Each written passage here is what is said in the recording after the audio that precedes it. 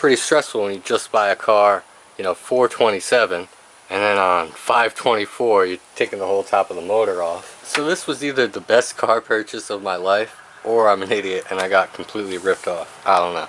And on the test drive everything was fine, no check engine lights. And on the way home, the check engine light came on. So I did a little bit of digging, and that's when I realized the spark plug holes were full of oil and it was misfiring. And it needed the valve cover gasket and all the spark plug ring gaskets. That was the first major thing I had to fix on it before I could even really drive it. Lucky for me, I've been able to do all the work by myself. The only thing I've had to take this car to the garage for was an alignment, and they didn't even get that right. So I bought the car 4/27/2021, Charleston, South Carolina, with 129,000 miles on it. So I've had it for just over 4 years, and here's the list of things that I've had to fix on it. We're going to do an oil change today. We're currently at 187,000 miles, 707. So about 59,000 miles I put on this car. And I paid $2,000 for it, so that's pretty good, right? So here's some pictures of the car when I bought it. I haven't changed much. It was on Eibach lowering springs, but they were just so worn out and it needed struts anyways, the factory original struts, so we have replaced the whole suspension. So here's the for sale ad when I bought the car 4 years ago. It's an 03 Jetta GLI with a 6-speed, nice little 2.8 liter VR6. There's something wrong with the AC. Still something wrong with the AC. I haven't gotten around to fixing that yet. He was honest about that. The headliner looks pretty bad. Yep, I fixed that. It drives great. The leather is nice. Heated seats are nice. That's all he said. Didn't say anything about the valve cover gaskets leaking, and on your way home that check engine light's gonna come on. So I've had some pretty stressful days with this car, and I've had to fix a lot of major things. And if you're the type of person who can't do the work on their car, I think that would be really expensive. But if you're watching this video, you can probably work on your own car. So the first thing I had to do was fix the passenger side window. That fell down into the car while I was driving it. And then I put the cool headliner in there, because when I got it, it was just all that yellow stuff.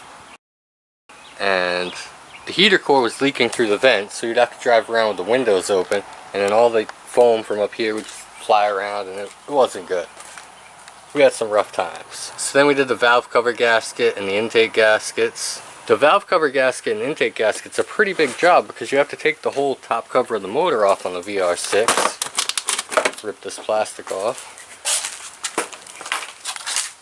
So to change the valve cover gasket, you have to take this whole thing off, and maybe one of the biggest jobs I've ever done in my life at that point. So pretty stressful when you just buy a car, you know, 427, and then on 524 you're taking the whole top of the motor off. But then we've done little stuff like LED headlights. I got those for free. Camshaft position sensor. The water pump is a pretty big job. You have to lift up the motor mounts here, because you can't just pull it out sideways. On the 4-cylinder there might be room for that, but not on the big VR6. So we had to lift the motor up for that with a jack from the bottom, change the water pump. That was a pretty stressful job. There was a while I was driving around, and, you know, you could only go to the gas station and back because it's going to leak out all the water. So we got that taken care of, and then we did the thermostat housing and the blower motor resistor. The heater core is a pretty big job. Using Google to estimate some of these repair costs, you can get quite a big range in there, from $500 to $1,500. But even if you take the low range, so $500 for a heater core replacement, and then you start adding all this stuff up, it quickly gets up to, you know, a couple $1,000s. If you do the heater core, and what's the other one? Let's do a water pump. So according to Google, the Mark IV water pump job could be $375 to $800. So take the low number, $375. Let's do valve cover gaskets. So the valve cover gasket's going to be another $300 to $600. Replacing all 4 shocks and struts, estimated $600 to $1,200. So, you know, we're already over $2,000 in repair on a car that I paid $2,000 for. So I don't know, I think I got a pretty good deal. A couple ignition coils and spark plugs, so now we ride around with an extra ignition coil. Stuff like the taillight, that's going to happen on every car, and the same with a couple new tires. We have put a couple of mass airflow sensors in it. with the warranty on one of them and stuff. So putting the aluminum coolant pipe on there, that's a pretty big job. You know, you got to pull the whole front of the car off for that. And if you can't do this stuff yourself, you know, it gets really expensive.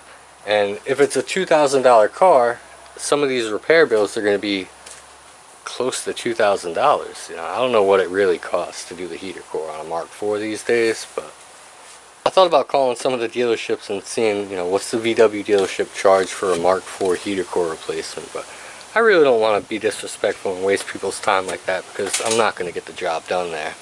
But if any of you guys that watch this video have better quotes than me, leave them in the comments for what it costs to actually do this work and not just me guessing. So the PCV breather hose and evap line, I did a custom fix there with this hose. That's an expensive part if you want to buy the original factory one, and some of that stuff's getting hard to get. Like this plastic part here that broke off, we had to epoxy that back on because that's hard to find, really. And you might be able to find it in a junkyard, but a lot of that stuff's going to be brittle plastic too. And that's what we're learning with all of my fittings breaking off, that slowly we're just replacing more and more stuff. And we had some coolant issues recently when I brought it for an alignment. It exploded on the alignment rack, and that's no good. It was the heater core fitting that I reused, and it was good, you know, a couple of years ago when I reused it, but we'll keep going down the list here. The new oil pan, that was my fault from having it so low and then bottoming it out. And then the new battery and terminals, we had some problems with that. I think I was getting a bad ground or something. I don't know. I'm not good with electrical problems, so let's just move on. And we did the ball joints, inner and outer tie rods, 4 wheel speed sensors. I was having trouble with the ABS light and traction control light coming on. And if any of you guys have this, it's probably the fuse in this box here. And what happened to mine was the fuse got, these fuses here, it wasn't blown.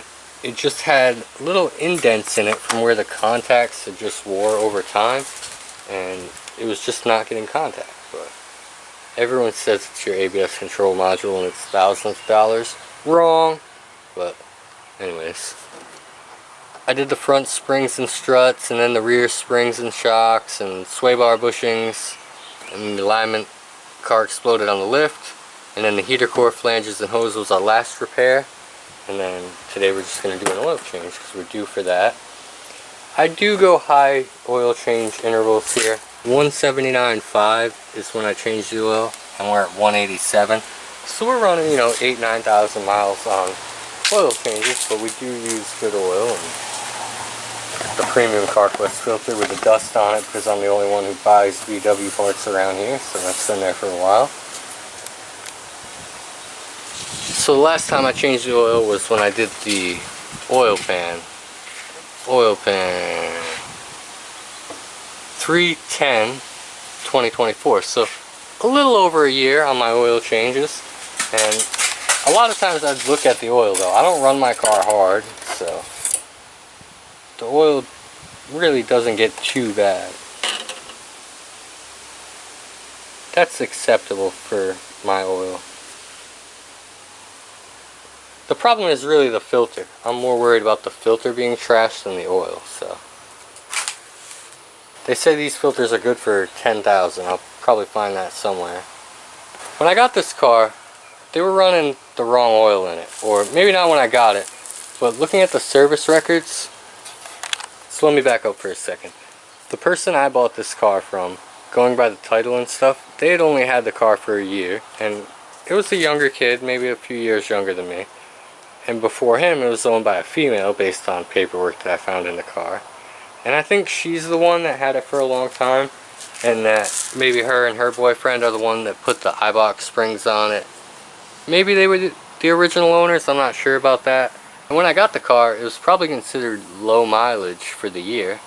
Now it's probably considered average to high.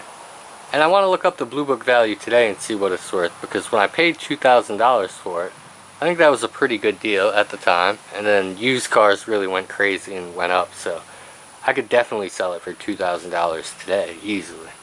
Looking up my car's value today, we did good condition, and it ranges from $1,500 to $4,000. $2,700. I mean, that's pretty good. If it's in very good condition, then it would be $1,900 to $4,500. And what's excellent condition, just to see what the top of the line would be. If it's in excellent condition, it ranges from $2,200 to $4,600. So it really doesn't go up much. And if we go down to fair condition is $1,200 to $3,300. Today I'm pretty happy with my car because it's running good and it doesn't leak anything. But a month ago I was in a complete panic when it blew up at the alignment shop. It's kind of funny that the last time I changed the oil was when the oil pan, I bottomed it out.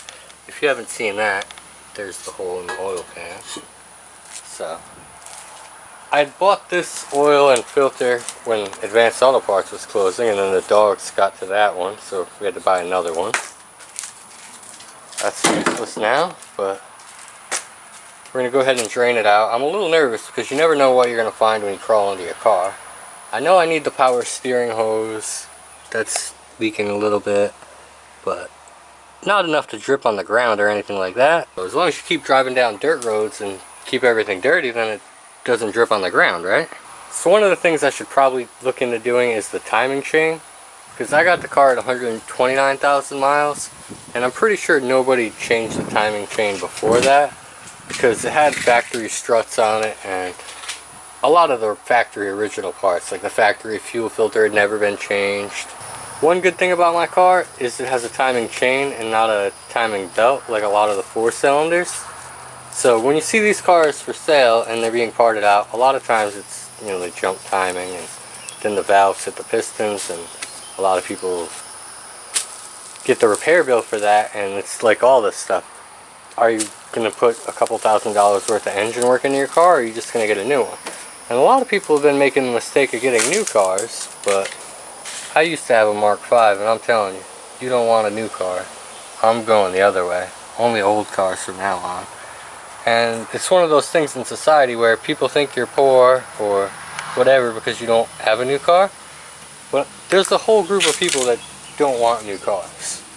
I was about to get out and go get a paper towel, and then that's when this would overflow. So you got to be ready on the switch here, quick. And switched. Well, now I gotta get this one out of the way. Oh yeah, we're successful. We might as well call the job done now. And so far the Chinese oil pan replacement's working out pretty good. Who cares if all the holes don't line up? All the important ones did. And we've even taken a few scrapes on it before I replaced the suspension. And it didn't completely crumble, but I think when I replaced that, the oil costs more than the oil pan. So everyone that says, oh, you gotta buy factory VW parts, like even on stuff like this, you would have went factory VW on that. See, this is what happens when you screw around too much and you're making YouTube videos, and next thing you know, you're covered in oil like you've never done this before. I like this shirt too. Here's something that's probably gonna make everybody mad.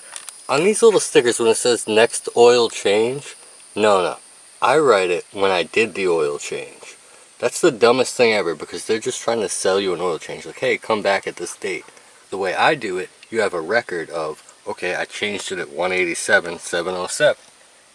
This is the way to keep records. You write it down when you change the oil, not some magical date in the future that you're not going to stick to. This is funny. Every time a ambulance or a fire truck goes by, the dogs have to run out and make the siren sound.